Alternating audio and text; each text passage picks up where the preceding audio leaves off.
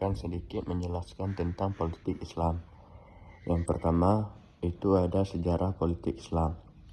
Nah, sejarah politik Islam mencakup periode yang panjang dan kompleks, dimulai dari zaman Nabi Muhammad pada abad ke-7 hingga perkembangan berbagai negara dan gerakan politik di dunia Islam. Hal ini melibatkan pembentukan dan keruntuhan kekhalifahan, dinasti-dinasti seperti Abbasiyah dan Umayyah, serta peran penting kekaisaran seperti Kesultanan Utsmaniyah. Selanjutnya ada pengertian politik Islam. Politik Islam adalah setiap interpretasi Islam sebagai sumber identitas dan tindakan politik. Ini dapat merujuk pada berbagai individu dan kelompok yang menganjurkan pembentukan negara dan masyarakat menurut pemahaman mereka tentang prinsip-prinsip Islam.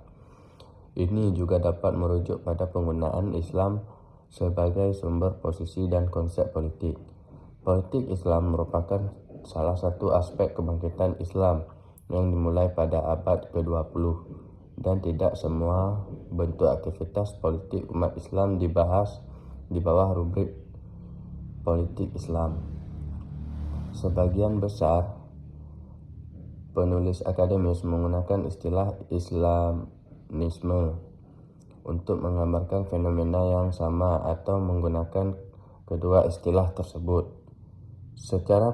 Secara bergantian, ada upaya baru untuk membedakan antara Islamisme sebagai gerakan politik berbasis agama dan politik Islam sebagai pemahaman modern nasional tentang Islam yang dimiliki oleh aktor sekuler dan Islamis.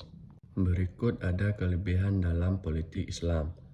Yang pertama itu terdapat prinsip-prinsip moral, keadilan sosial, keseimbangan antara kekuasaan, dan yang terakhir ada tanggung jawab.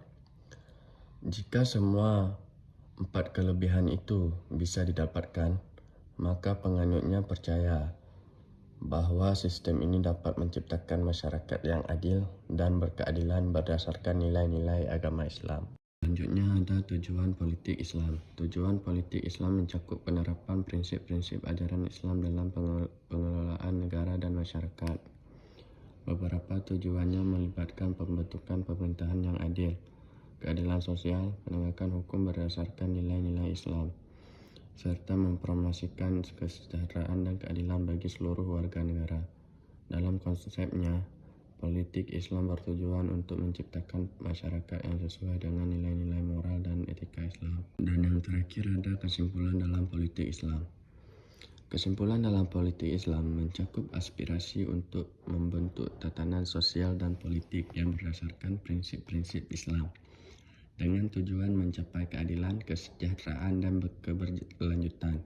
Namun, tantangan muncul dalam interpretasi ajaran Islam dan implementasinya yang dapat memengaruhi keseimbangan antara agama dan kebebasan individu, serta membutuhkan pendekatan yang bijaksana dalam menjalankan prinsip-prinsip politik Islam.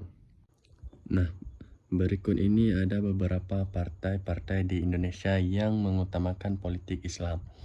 Yang pertama itu ada Partai Bulan Bintang.